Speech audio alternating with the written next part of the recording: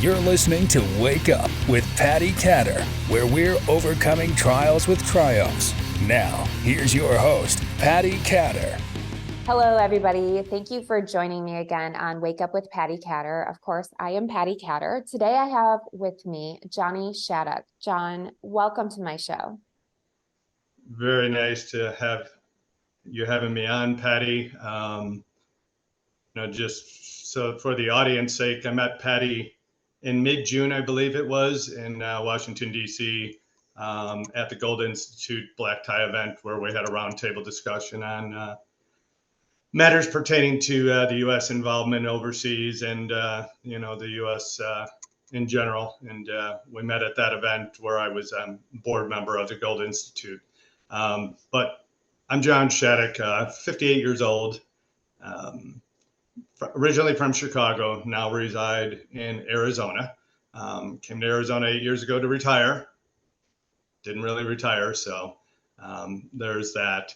So again, a Chicago native, like most military personnel or people who join the Navy or armed services, I did so while I was in high school. I was in what was called a delayed entry program. Went in, I think I was, 17, had to get parents' permission. Of course, they said, where do we sign? So, with that said, I went into delayed entry program, went in the Navy, and that was to really get away from some of the nuances of growing up on the south side of Chicago type of situation. But anyways, go ahead. Yeah. So I'm kind of curious about that. I lived in Michigan, and we were pretty rural in our area, but we did have some tough cities. So I knew some kids that I went to school with. They joined the military to kind of get out of that situation. When you did join the military, I'm just kind of curious, were you excited about it? Or when you joined, were you like, what the heck did I just do? Well, that's a double-edged sword. So basically, when I say we grew up in Chicago, we were in the suburbs technically, but there was a lot of dynamics growing up where I was kind of running with the wrong crowd, dodging bullets. It was a wake-up call to go, okay, I need something different. Me and a buddy went over to the recruiting station, and this is a story that exists with a lot of people in the military. At that time, this is like 1983, you walked into a building and each recruiter was in different like offices and the same strip mall type of thing, right? So, I walked in, looked at the Army, that looks interesting. I looked at the Marines, thought, yeah, I can do that. But then I was really interested in the Air Force, or not necessarily Air Force, being an airman or doing something relative to aviation. Went over to the Air Force, nobody there, nobody there to talk to. I went, okay, that's a sign. Walked past the Navy and I see this burly guy, he had a beard, and it was interesting. It was a recruiter, he had sleeves, tattoos on his arms. And I thought, yeah, I can do this. And we hit it off, and actually I joined the Navy. And it's kind of a funny story because back in that year or right around that time, you can still have a beard. Not in special ops, just in general, you could wear a beard. I thought, that's where I'm going, and I can travel the world. So me and a buddy of mine, we actually signed up together. He ended up doing sub duty, and I went Naval Air. But so that's the story of joining the Navy. But the Navy gave me an experience, woke me up, afforded me an opportunity to see the world.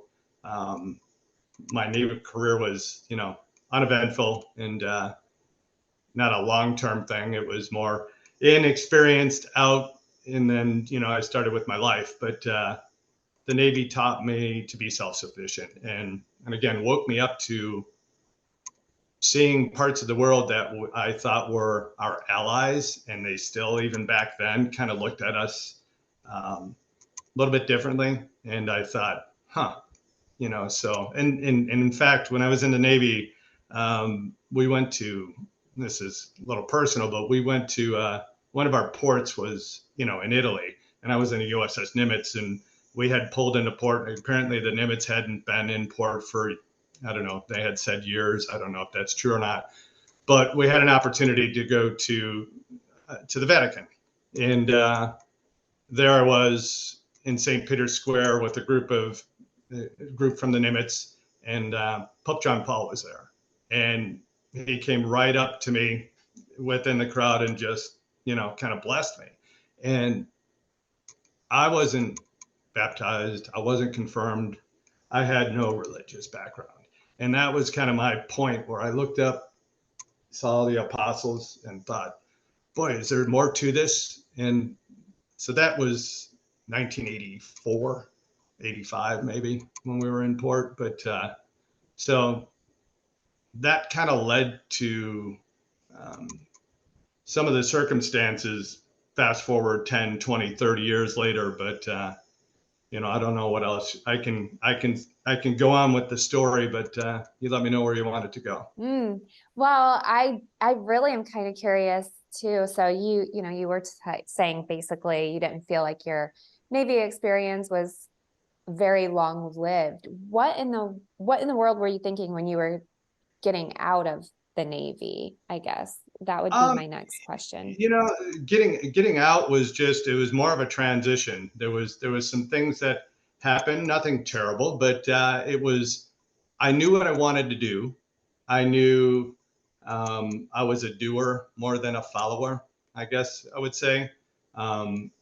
So when I got out of the Navy,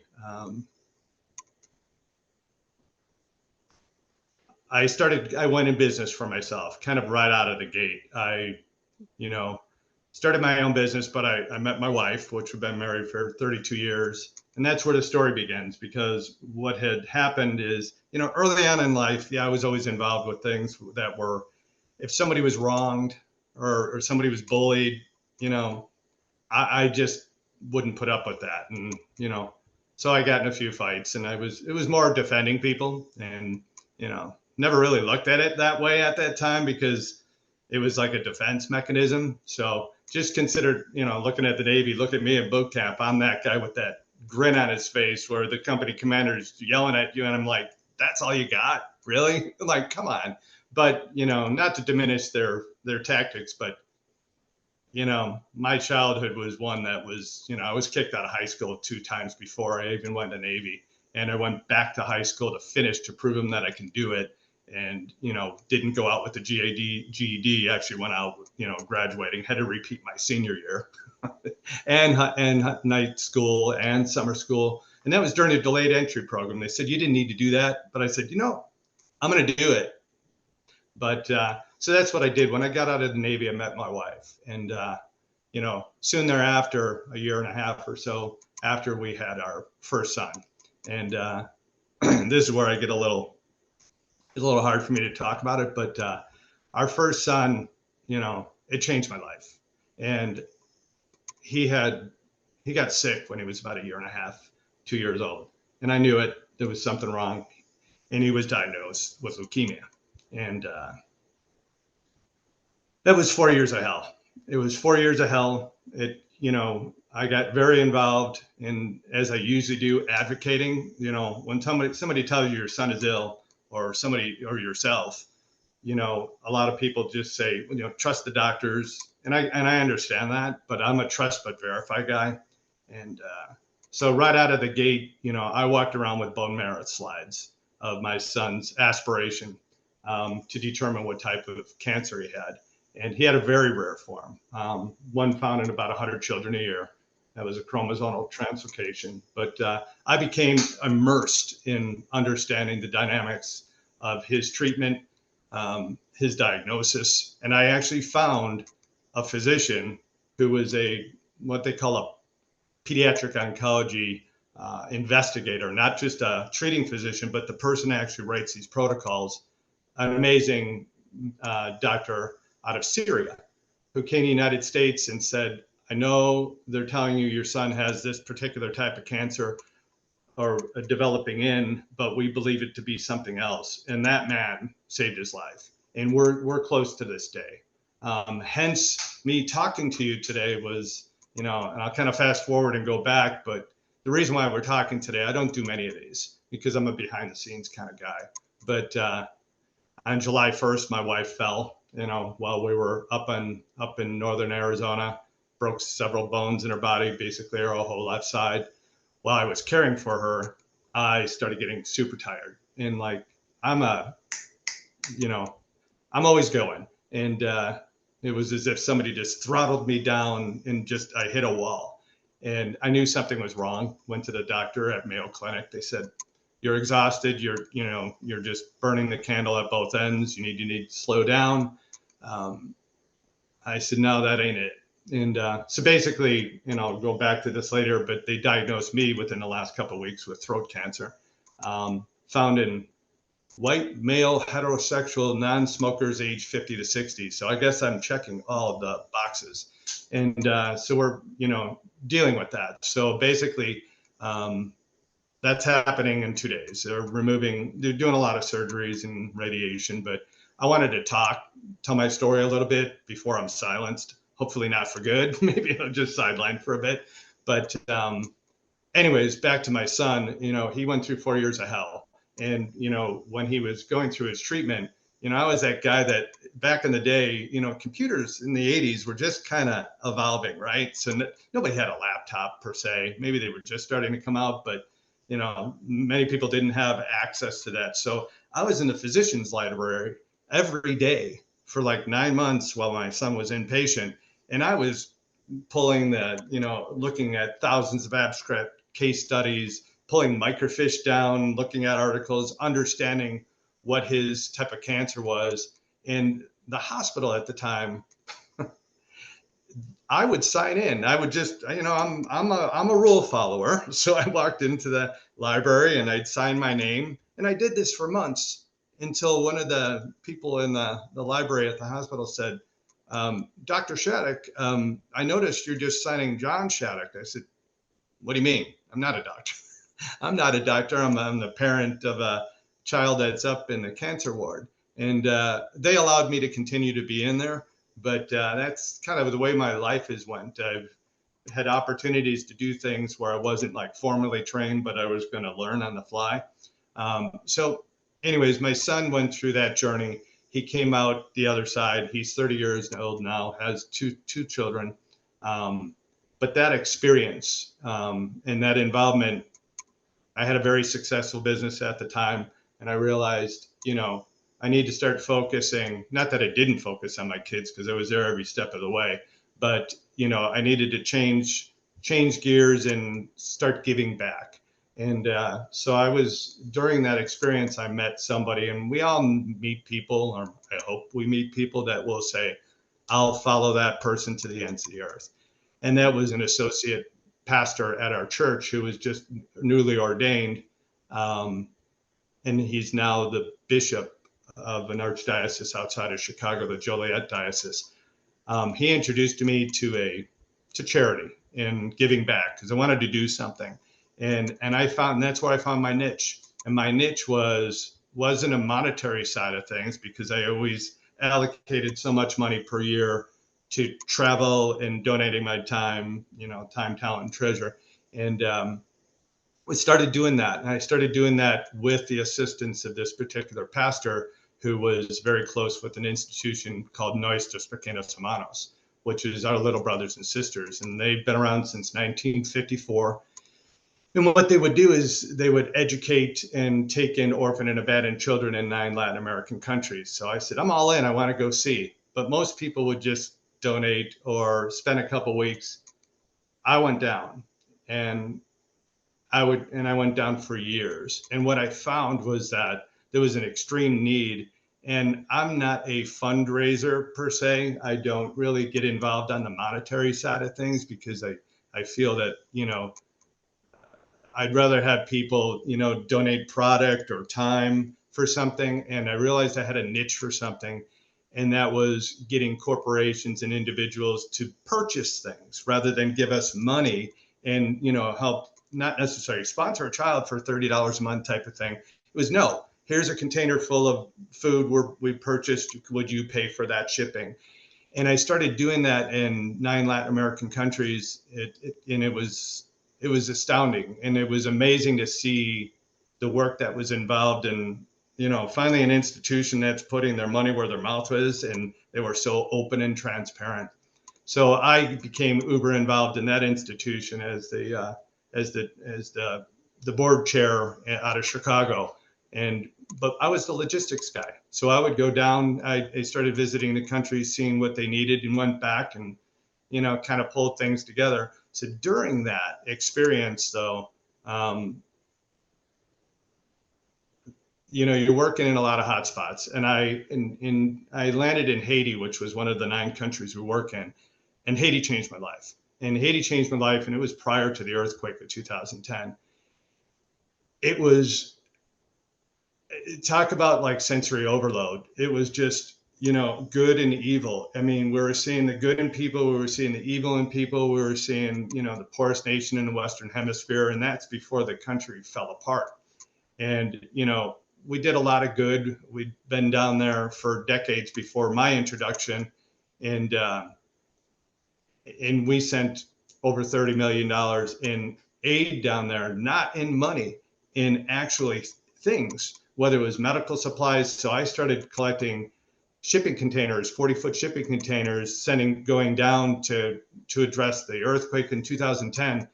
And I found that hospitals and networks in the United States, everything is so litigious. So there would be, medical equipment, not necessarily meds, but medical equipment, beds, and, services that would otherwise expire, that were still perfectly good. And they were going to put them in a landfill.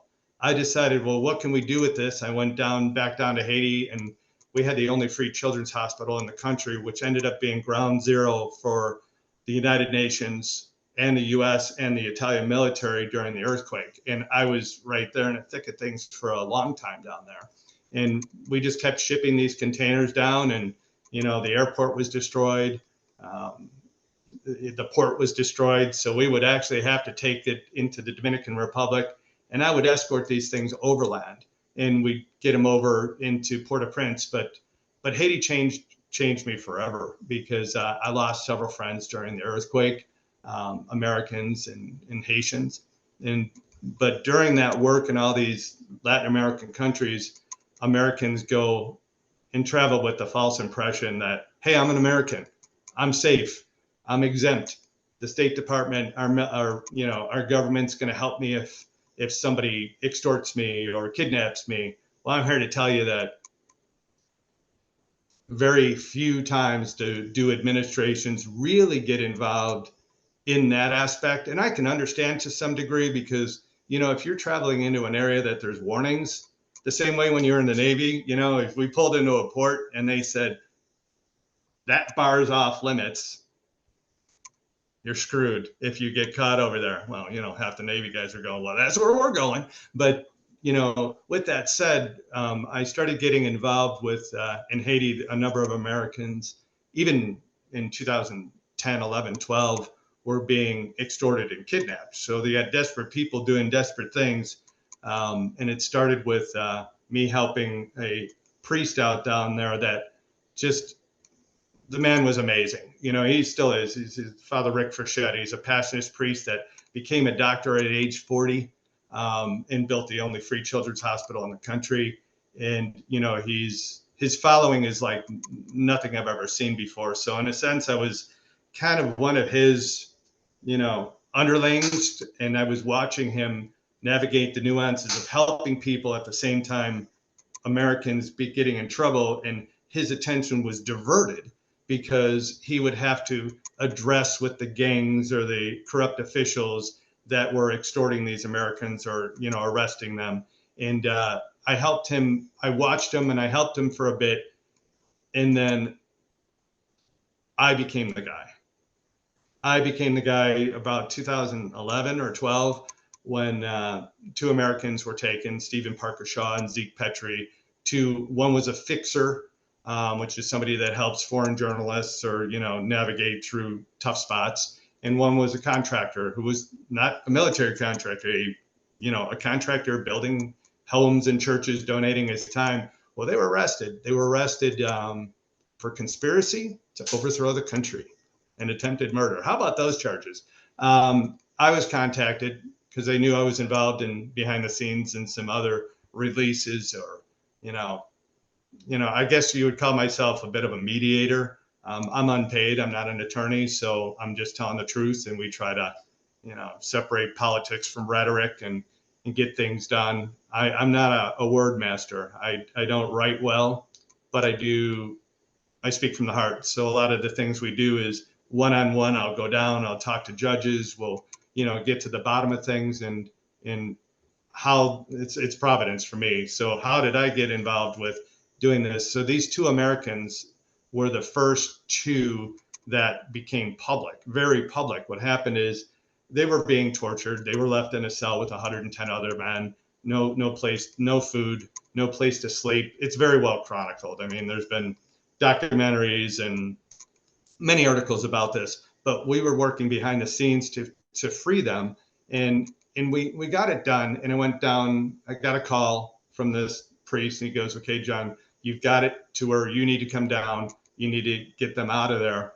I went to the courthouse, went to pull them out, and unfortunately, it made the news, and it made the news big time. Like, Chief Justice Brady says the two Americans are freed and it's unconditional. And John Shattuck, so now this is the first time my name's in public, says, "Oh no, the arrangement with the judge is that it's unconditional and he's taking them out of the country." Well, what amounts to the attorney general in that country had an extragram with me because I got involved in the case, because it was really more of an extortion or an attempt to shake down these Americans. And I wasn't going to have it. So suddenly, I'm on USA Today, or it's all over the news. And now I have to counter that because I've never been in the public eye. We had to write articles in response to that to kind of explain what was going on. And so that's how I became public, in a sense, helping these folks. But shortly thereafter, I get home, settling down, trying to process everything I just dealt with in Haiti. And I get another phone call. And it's a lady from the East Coast saying, I read about you helping, Zeke and Steve. What about Lillian? And I said, "Who's Lillian?" Lillian Miller, African-American woman from Washington, D.C., was starting a housing program. I sent you the link on a little documentary we did about this. And she was extorted by the same person, the same government official. And they had tortured her. They had raped her. They left her to die. And she had very public pleas with then the Obama administration at the time. And that's all before I was involved. I mean, it was very public, and I was sent this information, and I thought, here we go again. So that one was far more difficult. We did get her out, and we actually went to the State Department, asked for their help, and they said they would help. In moments before I went down to get this resolved, and I had some people in the press from CBS. One sec. From CBS helping me. I won't name the outlet that they were working for at CBS, but a producer wanted to go down to chronicle why are Americans being held and what's going on, why the administration's not getting involved. Well, somebody put the brakes on it and said that this producer couldn't go down and they were no longer going to film this through this documentary. Well, a very now close friend and patriot went down with me, without a whole crew, but with himself, with all his gear, and he chronicled the whole thing. And we got Lillian out, and it wasn't about what I did, it was about the circumstances of Lillian and others, allowing these, failed states and, gangs and stuff to take Americans. So we did this, and that was over 10 years ago. And so we stay close with the people that we've helped, but what's happened since is there's been hundreds. The phone, I'm not part of any institution per se. We're just individuals. So somehow they get our numbers and the phones ring. People tell me with my current medical condition, "John, you need to put that aside." I'm like, "How do you do that? How do you change your stripes? How do you, yes, I need to take care of myself. Yes, I got to get better, but if I'd have to shut my phone off. So, I will tell you that, so that was Haiti. And then it happened in so many different countries, Mexico, Egypt. I started getting calls all over. And I got real close down in Haiti with an organization called Artists for Peace and Justice. And it was, what a wild experience that was. I was coming down the mountain with a buddy of mine. His name was John as well, very wealthy individual. And we're coming down from one of our trips of helping and coming to our compound, and in walks like 8 or 10 people kind of in a line this way, right? And they're walking towards us. And we're exhausted. I mean, we're 8 hours down the mountain, 110 degrees out. It was terrible. We were cooked. We were raisins by that time, and dehydrated. And I heard these person calling out, John, John, John. They're kind of running towards us. And I'm thinking they're talking about John because he's got the money. I don't got the money. And then I get this guy going, no, John Shattuck, I need to talk to you. It was Paul Haggis. And Paul's an interesting guy. He founded Artists for Peace and Justice in support for Haiti. And so basically, he's a Canadian filmmaker. He founded Artists for Peace and Justice. He did the movie Crash, $1 Million Baby, all the recent Bond movies, a lot of the old TV shows like Facts of Life and LA Law, and didn't know anything about this guy, didn't know anything about that world. But with him was Demi Moore, Susan Sarandon, Gerard Butler, Olivia Wilde, all these people. I didn't know who the hell they were. And they're like, you're coming to dinner with us tonight. I'm like, I just came down from the mountain. I'm exhausted. So next thing I know, I'm sitting with all these guys, and he needs help. He needs help on the logistics side, saying, how are you getting this stuff in country? We need to build a school for all these children who've lost their parents. And so I got involved with this institution, and, hey, I have a lot of, so I'm known as their conservative friend, right? So it was interesting. So all these individuals that work in Hollywood, and I became close with a lot of them. There's that public persona and there's that private persona, and I get to know them personally. And I'm here to tell you not to deviate from what we do, but it's part of my nuances of, working with people, is that so many of them are living a lie. Probably get in trouble for saying that, but they're afraid to discuss their true feelings or their beliefs because they're going to be typecast or not afforded opportunities. So I worked with them for years, and I was able to help in other situations.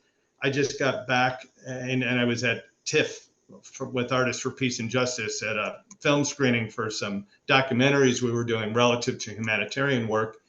And I sit down, I get in there, and one of my colleagues from APJ said, John, did you hear about Tarek Labani and John Grace? And I go, who? To two Canadians, thrown in a prison in Egypt, coming in through the Gaza Strip, helping. And so it started again. So these things just continue to help. So now we're in Egypt, and we're working in Egypt. And I had I'll be careful how I say this. I was working as an assistant to General Patrick Ray, a retired brigadier general. And we were working on kind of Christian outreach programs in the Middle East. And so we became close with King Abdullah. And so that whole dynamic was able to help resolve the two Canadians that were being tortured. They were filmmakers, but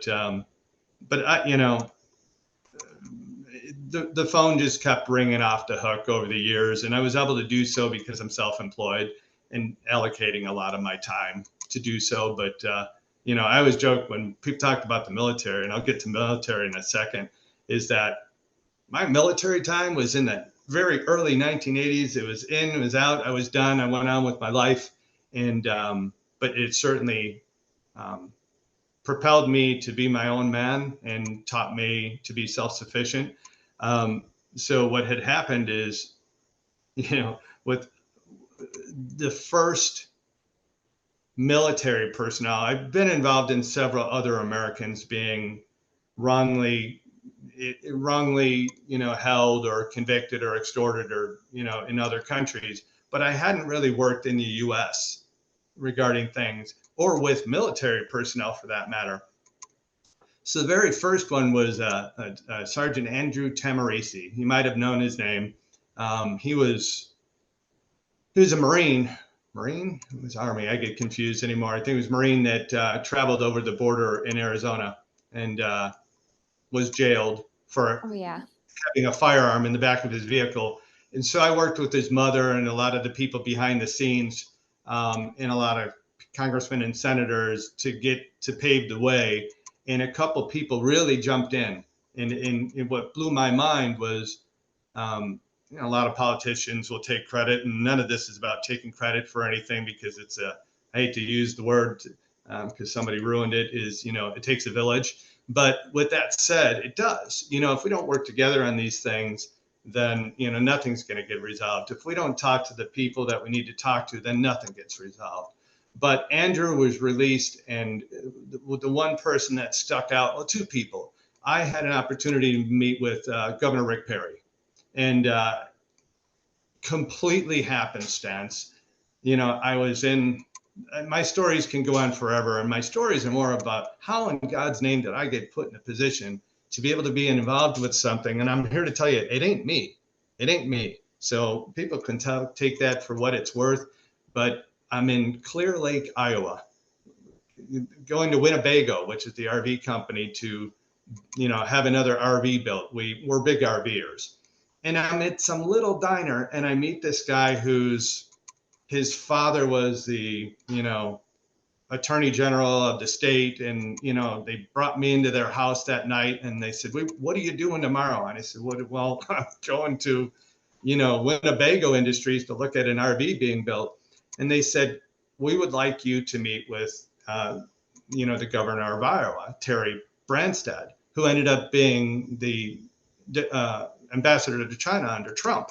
And Terry we hit it off, and we started talking about things, and they said, well, what are you doing tomorrow? Now, this is after I'm on some boat meeting with the governor. I'm going, what's this? And the next day I'm at an airport hangar, and Governor Perry had announced his bid for presidential office.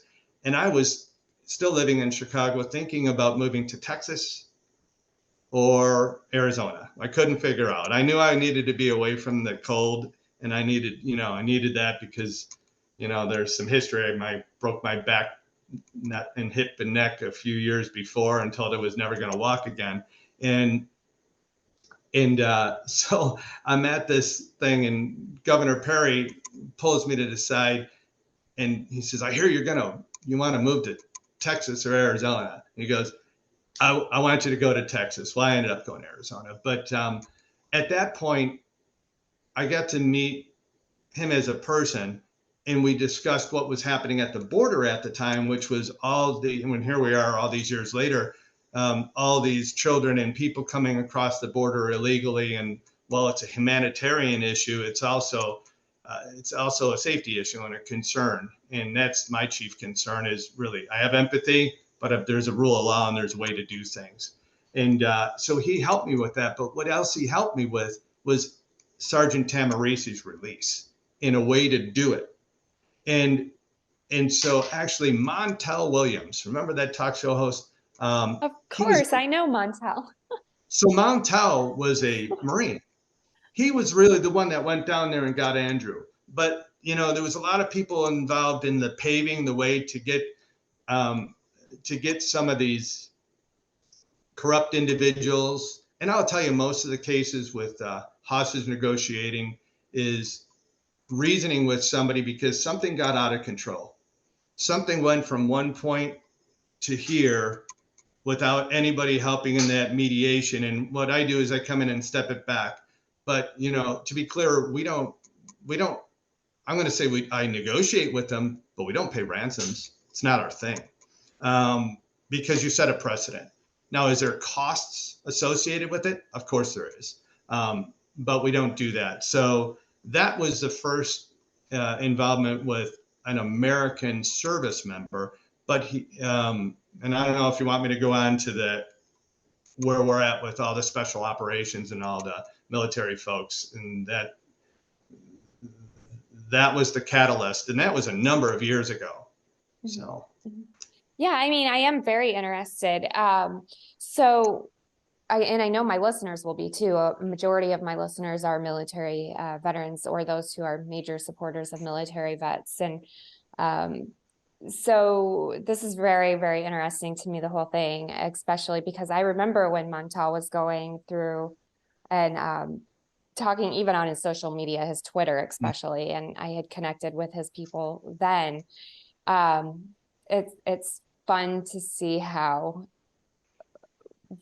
indirectly you were involved, or I was involved in talking to Montel about the military side of things while you're down there. We'll talk about that more later, offline. But tell me more. Tell our listeners more about. I mean, I understand some of my listeners might not be Christian, but maybe you're thinking like there's a higher power that's got to be involved in connecting you to all these people and you just showing up and having these meetings with people. Even me, when I met you, I felt like, geez, I'm supposed to meet John for some reason. And I kind of know now, talking about some Afghanistan things that I'll be talking about in some other shows. But tell me and tell our listeners how you are working with military as much as you can. I understand that some things are, confidential, especially closer to today's day and time. We can't really talk about some of the new things, but tell us more about that. So it is a wonderful story, and it's really a funny story. I've always been somewhat connected with friends, in the military, and but really, if there was a point in time where it really escalated, and I had to pinch myself, is because, again, it ended up being through Facebook. So I was a social media guy, not for myself, but it was a conduit for all these people overseas that could private message regarding circumstances, because their cell phones didn't work, right? But they had the ability to private message. So I thought, wow, what a wonderful way to be able to communicate and get things done without having to jump on a plane and go to Haiti again, or El Salvador, Guatemala, Honduras, the island of Ometepe, Bolivia, Peru, Dominican Republic, Haiti, and Mexico. That was my territory. And I would have to go there like every couple months. And it was just draining. It was exhausting financially. I was in basically what happened is, a buddy of mine, a state trooper friend out of East Coast, had said, "Hey, John, I know you're involved with a lot of things, but you need to meet Johnny Walker." This is I back love here. Johnny. So Johnny, what happened is, and it's an amazing story, and it's almost like a mini series, the way that we met. So basically, and this is long-winded, but I'll tell you, it's a good one. A friend of mine said, "You really need to meet this guy, Johnny Walker." And if you see on my kind of the thing we're doing to help with our family, my wife kind of put it into perspective that, yeah, I'm a talker. I'll talk to anybody. And, most of the time we'll hit it off. If you like me, you like me. If you don't, you don't. I don't, I'm not going to be offended, but we wear our heart on our sleeve, and we just do what's right and just. And that's that. But I was introduced, a buddy said, "You need to look into this Johnny Walker." I'm like, "Johnny Walker? What the hell is that?" Was he a drunk? And so basically I reached out to Johnny, I don't know how many years ago it was. I'm going to say 7, 8 years ago. And so Johnny, we became friends on Facebook, and, Johnny's got like 5,000-10,000 people who follow him. And I thought, who is this guy? I understood some of his relationships with the teams.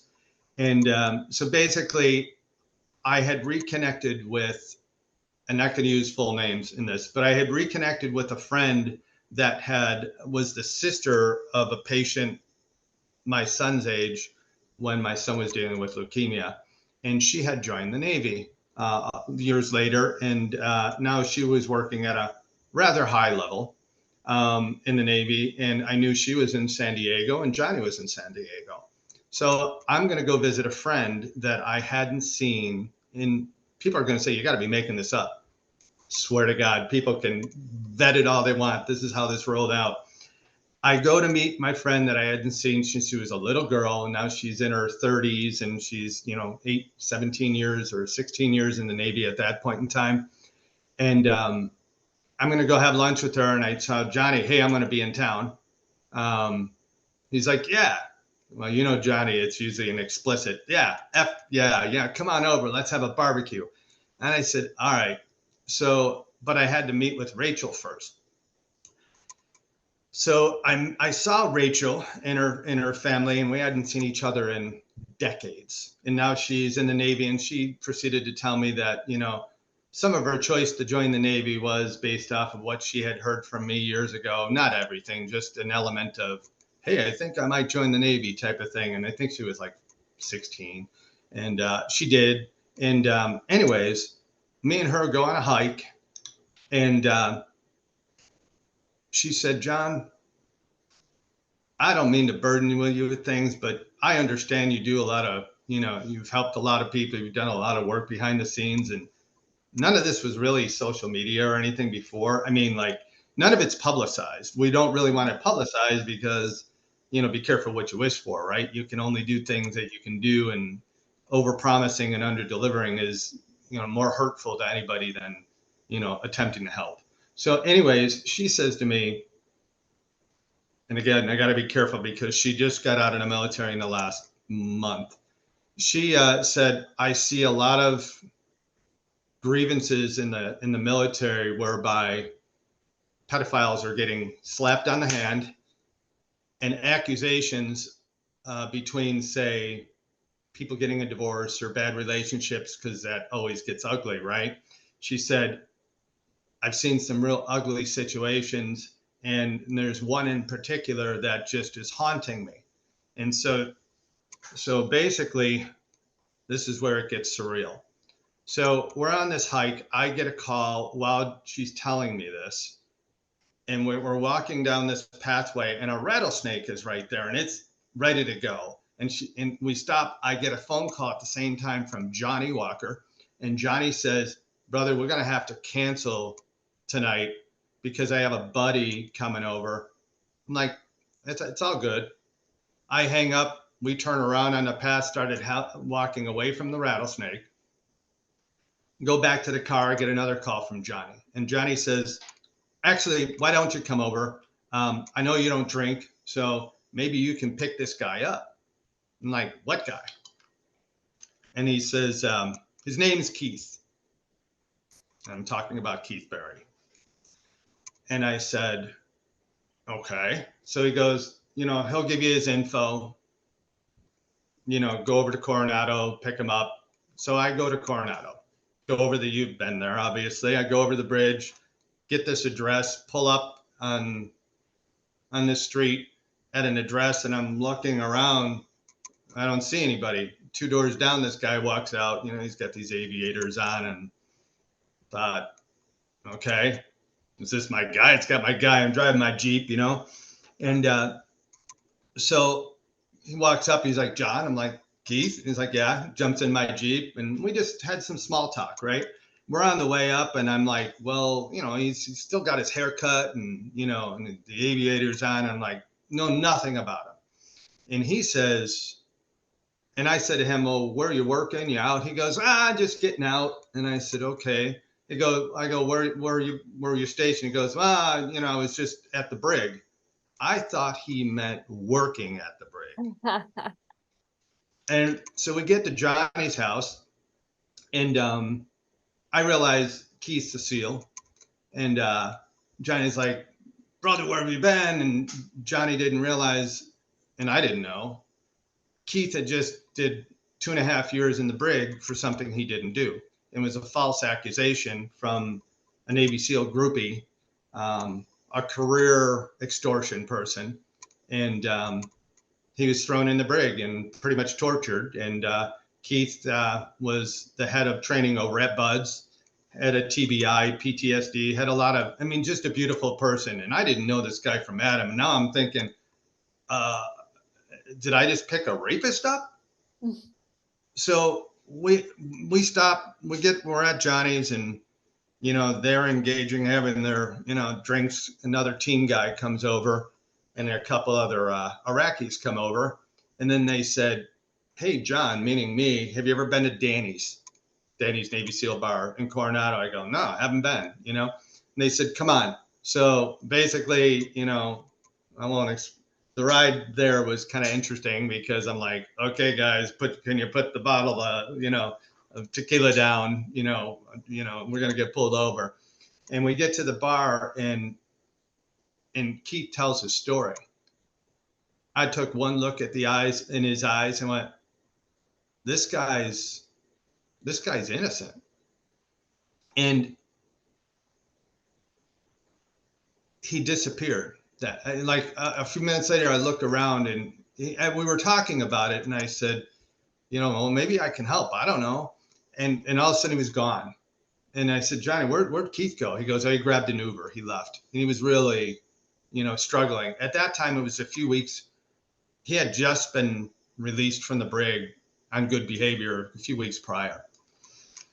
I got back home, or to my, you know, hotel, and started thinking about Keith, and thought, I got to do something about this guy. You just know in your heart if something's wrong or something's right. Well, that next morning I woke up and I looked in the back of my car, and Keith left his stuff in there, his aviators, his hat, and like a lunchbox. So I had his info because I had picked him up, and I called him. I go, hey, Keith, this is John from last night. I go, your stuff's in your car. I'm sure you want it back. He goes, yeah, thank you. Maybe meet me over in Coronado. Or that's where we met. So we actually met over at, I think we met over at the old course inside the base there, or over outside the base, and then went over to there, and we got talking. And he told me his whole story of what happened.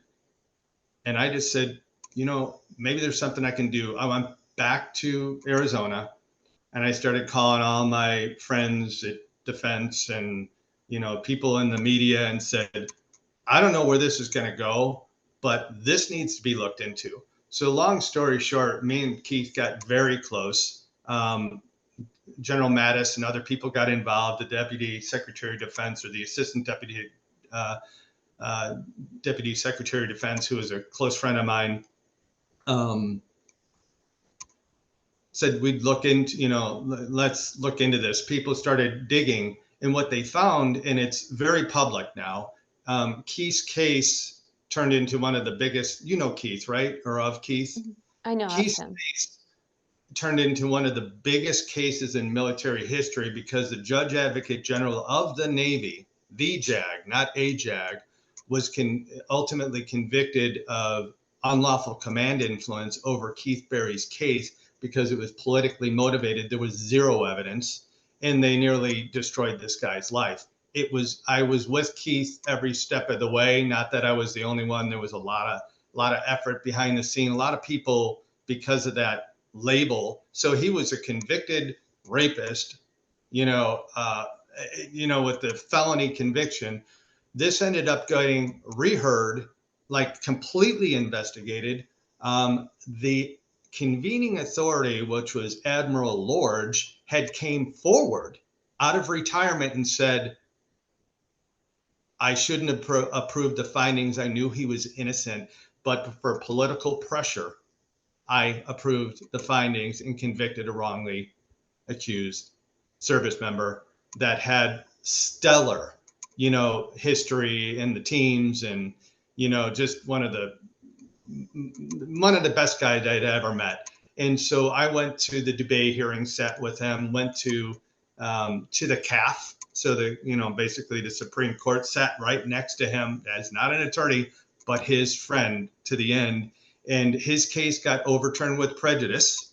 He was reinstated in the military, given all of his benefits back. And he then retired. that was all an introduction through Johnny Walker. At that time, Johnny, and Key's story it's a continuation. We talked today. He's we're just like brothers to the end. Well, that's what really got me involved within the special operations community. And fast forward to Eddie Gallagher's case, Keith and Eddie were good friends. And, I was, the Gallaghers had called and they had put together a defense team. Became real close with Tim Parlatore, who was Eddie Gallagher's attorney. And there were several other team guys and special operations guys that we were able to kind of get things squared away. So I ended up being an advocate without being an attorney. And, whatever that is, providence or, karma, is that as a non-attorney, what's the harm in somebody listening to me to try to express what we believe the truth is and to start digging into things. So that's been a continuation. And then we got really close on other cases, helping people. I won't name some of the other cases. They're all very much public, but we were doing it behind the scenes. And I was doing it behind the scenes because what had happened is not all press is good press, right? So suddenly you become a target if somebody believes that person should have been convicted or whatever. Just to be clear, I am not the guy to come to if you've done it. Not even close. In fact, and I'm going to be careful on touching on this.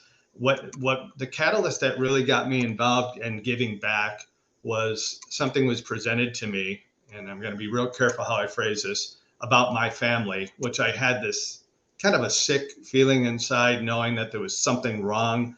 That I'm the guy that if you bought a used car and said, "Hey, John, look at this. It's perfect. It's spotless. There's not a dent on it," I will see every flaw. So those things come out, and I had a bad feeling. That's why I went in the Navy, about circumstances surrounding our family. And then, after my son's leukemia, and when I started getting involved in giving back, I was presented with some really damning information about our family dynamic. Just imagine the worst. I'll just say it like that. And I gave an opportunity, as I always do, to get in front of things. They decided not to. I think that's when my world changed, and the people who I became acquainted with, whether it was, individual politicians, heads of state, how does this happen? And it was, really for me, it's good and evil, so there's a whole dynamic behind the scenes that, continues my efforts in these things. But, and then Afghanistan hit. So May, and this is a chapter in itself. I don't know. I mean, it has to do with the hundreds of people we pulled out of Afghanistan. But if you want to hear that story, it's really interesting how it rolled out. And that's, and that was May of 2020. I lose track of dates, but I was contacted through a friend who said, "Hey, there's a Major Tom Schumann out of Illinois, where I used to be, is trying to get his interpreter out of Afghanistan." And Tom was an active duty, and still is active duty. And, active duty personnel are kind of restricted in what they can and can't do because they're active duty. But people like myself, I was an E-nothing when I got out of the Navy. So it was just like, what are they going to do to me? They're not going to, what benefits are going to, what are they going to do to me? I've been self-made ever since. Not that I have anything, but I have no worry of, having, people in pensions coming after me or something. So basically what happened is this guy was trying to get his interpreter out. It was quite public at the time. And this is May, so before September of the exodus out of Afghanistan. And I thought, okay, let me see what we can do. And this is where it gets, the 3 degrees of separation or what have you, is started making some phone calls, and we're going to get this guy out. But we were trying all methods, which was State Department, local media, blah, blah, blah. So Anthony Blinken, who is now the Secretary of State, during his confirmation hearings, we were through Major Schuman and a network of people, we were able to get senators and Blinken to recognize the plight of these Afghan interpreters ahead of September. And they made a very public plea. He named this individual and talking about Blinken and Senator Dick Durbin that they would help, that they wouldn't leave these people. They did. We knew that was going to happen. So behind the scenes, I started working with a close friend of mine who was the recently retired Commodore of the Special Operations Command. And we got involved in putting together an effort to get this particular guy out. And it's very public. His name is Zach. I mean, it went on Rachel Maddow, Fox and Friends, the whole plight of please help this guy. And in the background, we were doing our work we don't talk about us because it could hurt their cause if you get some politician saying, well, Shattuck's involved and, he pissed off at the last administration for going where they told him not to go, but, people are free and alive. So basically the operation with Zach became very public, and it actually turned into a book called Always Faithful. And it's being made into a movie right now. And it's about Zach and Major Schuman. And, there's in their plight, but it really is more of a documentary of the failure of our approach in the Exodus. So that was just Zach. And I was, the communications and the things that were happening with Zach was amazing, but that springboarded. We got Zach out and we got him out with pipe hitters. It was really people going outside the wire to do what was outside of the rules of engagement because they had locked down Karmadazai Airport. But then we ended up getting like 400 other people out. And that took a toll on me. And it took a toll because it was a huge effort. But one thing that I guess there's some documentary on Amazon Prime about it, but we probably had 70, 80 missions going at a time with a lot of people who were self-funding a lot of this stuff. And, I was just, I was managing a lot of the operations in a sense. And keep in mind, I had no formal training in doing any of this.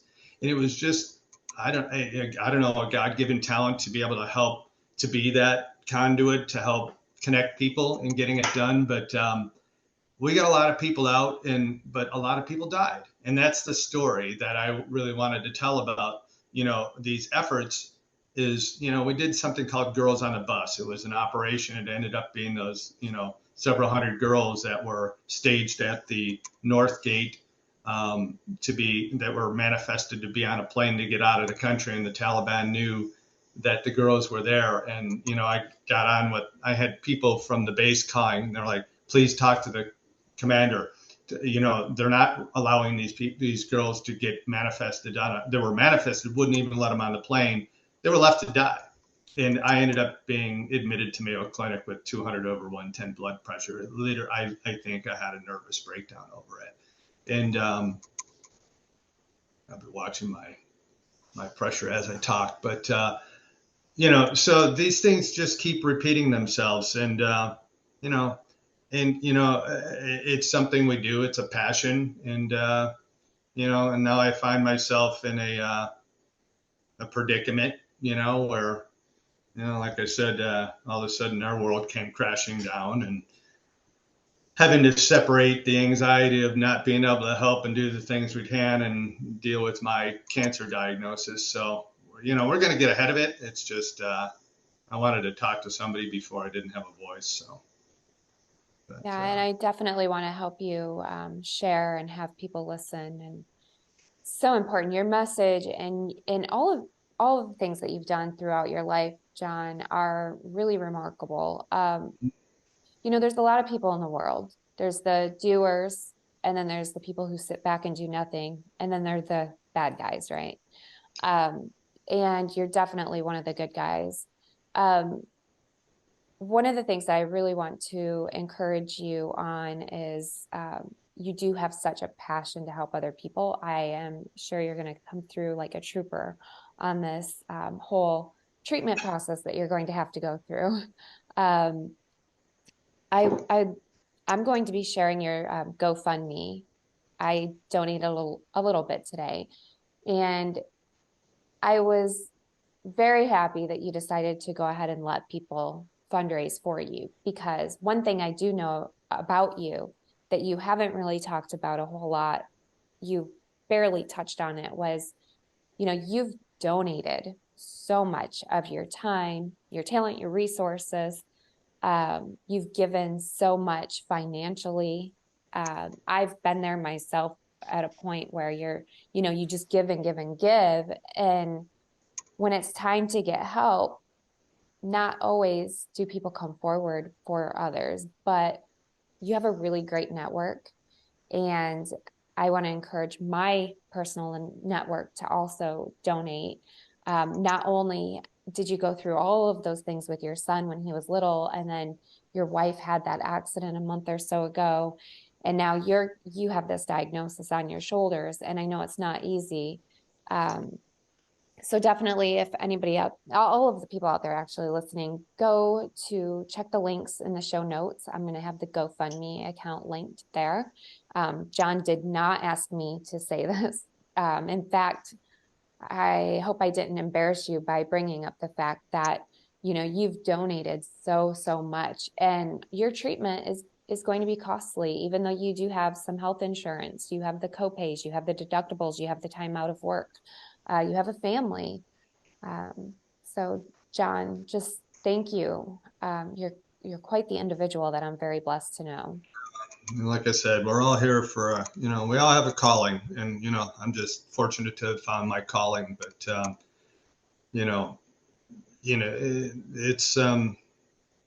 it's amazing to see the network that's kind of pulling together. And, frankly, talking to my wife this morning, I've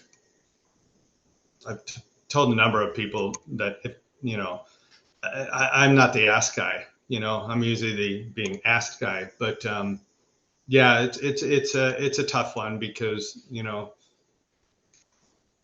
the medical side of things, and, we'll get through it, and we have, good doctors, good insurance, but, there's a lot of other dynamics that I can't talk about that are at play, because, just imagine, I think I talked to you about some of the evildoers who are trying to come at us for, trying to help people. And, I know that going in, and I always said that my headstone will read, "No good deed goes unpunished." Mm-hmm. And I say that honestly, because, I've been astonished in the last couple of days that people were willing to do this. And, I say, when my son was diagnosed years ago,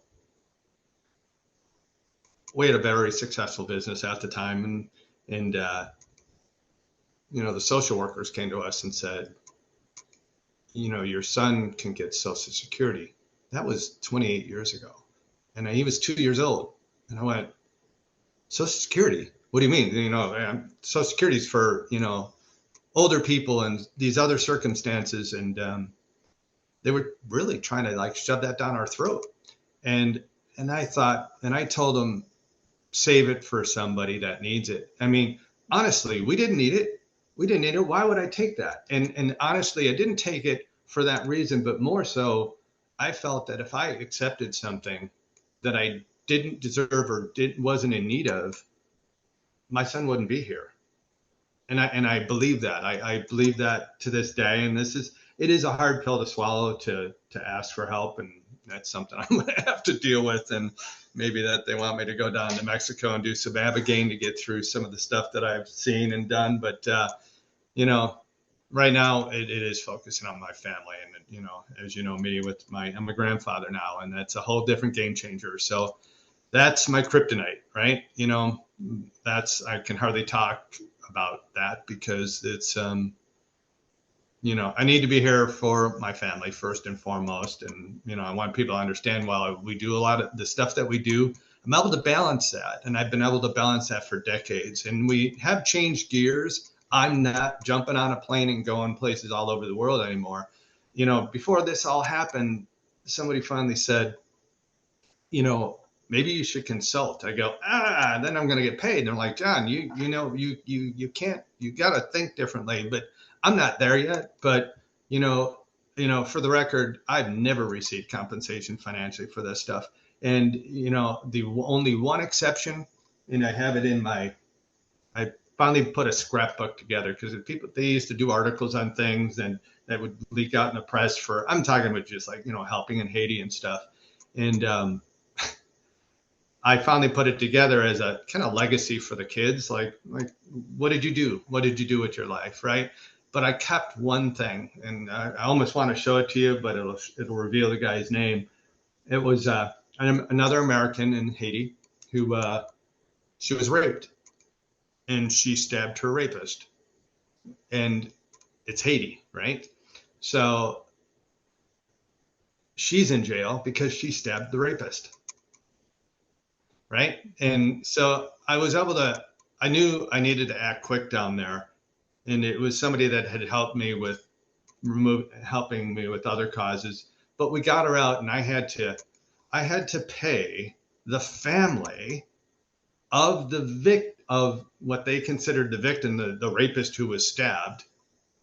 That's how it works in Haiti. You have to compensate the family, because if the person that was stabbed, even though he's a rapist, he's the head of the family, so they're losing finances. So I had to pay like $5,000 to get to the family, and she was released, right?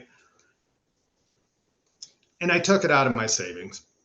It was actually a college fund for my son. And I have some angels that help us, angel investors, people that jump in and fund operations. And, I can do the logistics. I can get things done. They can write a check. So that's the time, talent, and treasure. But this check that was written, and it was written to us, and it was the only time I ever received that or accepted that, was, and the reason why I'm saying this, in the memo section of the check, remember when we used to write checks? Mm-hmm. It said freedom. Hmm.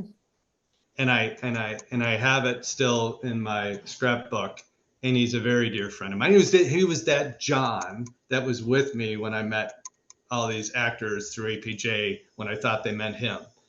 And so, that was the one exception, but that was as a reminder, that the check was significant to help to offset what I had to do personally, but at a time that I could least afford it. But it was that memo. And he reminded me, he's like, John, it's easy for me to write a check. I couldn't do what you were doing. Not that anything I was doing was exceptional, but freedom. What's the cost of freedom? And so I'll leave it at that. So, and that's a powerful way to leave this show. John, thank you so much for being on the show. Do you have a public social media presence at all? Or I know you like to be behind the scenes. I have, as you know, just that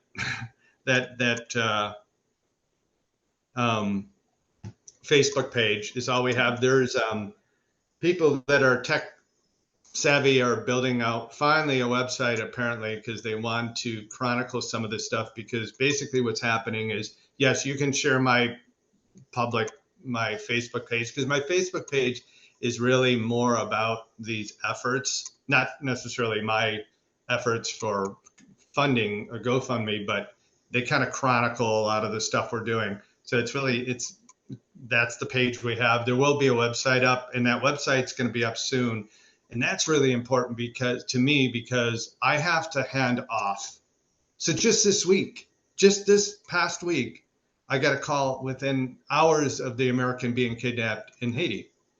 An American nurse, white American nurse with a fork.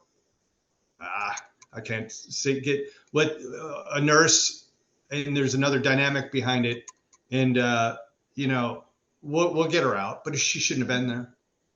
And she's in a tough spot, but she shouldn't have been there. But we were able to hand that off. And what this website's going to do that they're building out is that while I'm going to be down for several months, I'll have a feeding tube next week, which the operation is easy. It's the tube that I'm worried about, but and not having a voice. But that website will help for people who may want to donate to the operational side of things. And we've named several institutions that we work with. So we don't go in as cowboys. So a lot of the special operations guys, I do work with a lot of the, because of Afghanistan, a lot of the active duty, command master chiefs and different things. But we do that on the private side. So there's going to be a website available hopefully in the next week to be able to answer that side of things, because I'll be down, but I won't be out. And I want to make sure that efforts continue. If they come in through, we're not advertising, but they come in through my phone and in my emails, those will be directed to somebody who will manage while I'm recovering. And it'll go into a formal website. And we probably should have done that years ago, but there's been no time. There's just simply been no time. I work on scratch pads and I throw them into a folder, and that's an operation. I mean, I'm kind of old school. So, that's my visual side of things. So I think I'm a little ADD or dyslexic or what have you, but, and I could say that because my kids are. That's okay. I'm all of the above. And I believe that's where they got it from. So it kind of resonates. Oh man. Thank you, John, so much for being on the show. If you're watching and listening, you're going to be able to find John's links in the show notes. John, thank you again. And we wish you a very, very speedy recovery. We'll be praying for you and sending good thoughts your way. Thank you for being on the show. And everybody, remember, it really is about freedom. I thank you so much, Patti. And it was a pleasure meeting you. And I know that meeting you was it was something that was meant to be. So it's not happenstance, right? So that's for sure. We got a lot more work to be done. And thank you for doing what you're doing. Thank you. Absolutely. Thank you, everybody, for listening. Until next time, be sure to go back and listen to older episodes of Wake Up with Patti Katter. I appreciate you all. Have an amazing rest of your week. Thank you for listening. Please head over to pattikatter.com for the latest updates on Patti, her talk show, and what she's up to. You can also find her on Amazon TV and Roku, and on Facebook, Instagram, and Twitter at Patti Katter. Until next time.